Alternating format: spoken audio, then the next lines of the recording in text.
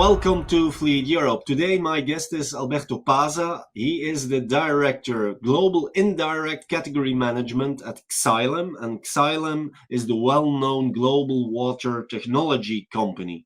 Alberto, it's great to meet with you. I hope that you are doing well. Yes, good to meet you, Stephen. And yes, I'm doing well. And hi, everyone, Fleet Europe.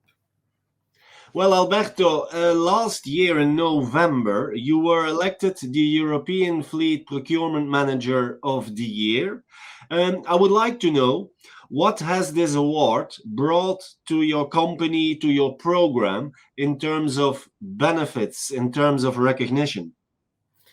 First of all, it was really a great recognition for Xylem because we have really an ambitious fleet program. Was a great, brought a lot of benefits internally, also for giving a good recognition to all the people that supported and they are contributing to this fleet program. So if I can say, the biggest recognition was for internal perspective with the silent population that is working along with our fleet program and they will continue to do, and then give us also some very good opportunity to continue to extend our fleet program and in the sustainability standpoint globally. You are working for a global company. How many vehicles or assets do you manage in how many countries? Recently, our fleet grown a bit, so we are managing now plus 4,000 vehicles and assets. You were elected European Fleet Procurement Manager of the Year.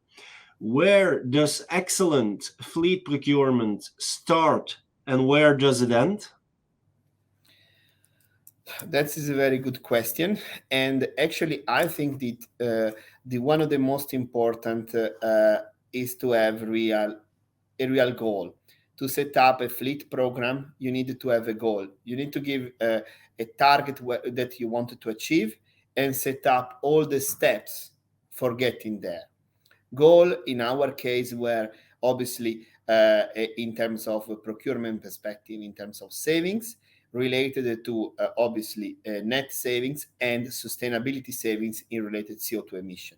So in that case, you need to give yourself a goal, a target, and a time plan, and set up the right teamwork, because the fleet is probably one of the category in the indirect landscape which has the biggest proximity with the customer by the fact that the vehicle are delivering, and they are involved in multiple departments, operation, HR, sales, obviously. So teamwork, goals, and time plan. How easy or challenging is it to deploy procurement tactics in an ecosystem, an environment that is impacted, as we know, by supply chain issues, but also inflation? There is economic volatility. So, how easy or challenging is it, and what's your recipe for success? So, it's not easy at all. The TCO analysis, that is one of the basic items for starting any negotiation, especially in fleet, has been heavily affected by multiple factors: the inflation, the huge delay in the supply chain, and other obviously items. So the biggest important things is obviously I have a TCO approach and run a detailed breakdown in terms of cost analysis of the fleet. There is not really a recipe for the success, but I can share what was our approach. Our approach was really focused on all the item costs are relating to the fleet, so not only the leasing, but there are other items.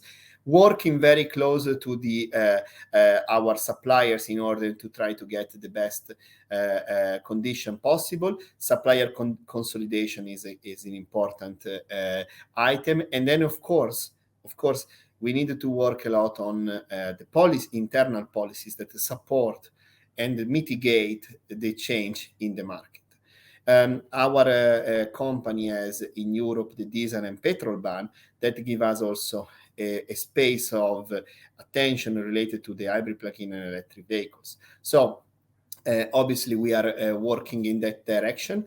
And the one important item always, it's, as I said at the beginning, is the TCO analysis, taking into consideration all the item costs related to the vehicle and overall to the fleet management as a category in terms of cost.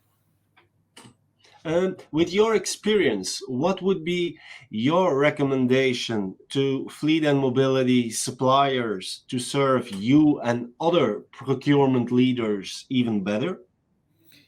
Bring innovation. At least that's my experience. Who is working as a procurement in these very interesting categories needs to receive from the vendors, therefore from the market, innovation, ideas, inputs. So the key items is try to understand, and each company, each case is a standalone situation. So needs the supplier, they should propose, they should bring innovation, should bring ideas how to streamline, how to improve, how to digitalize the management of the fleet, because that is the direction where we're going. On the other end are again the vendor that they need to support ambitious program, fleet program.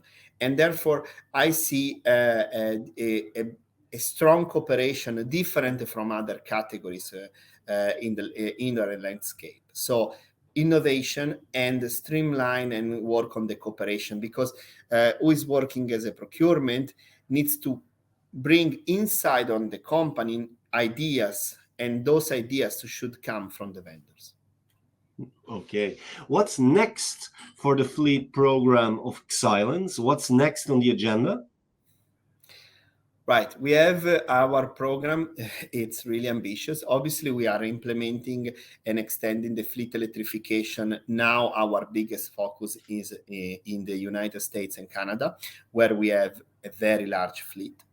Now, the fleet is counting plus 2,500 vehicles.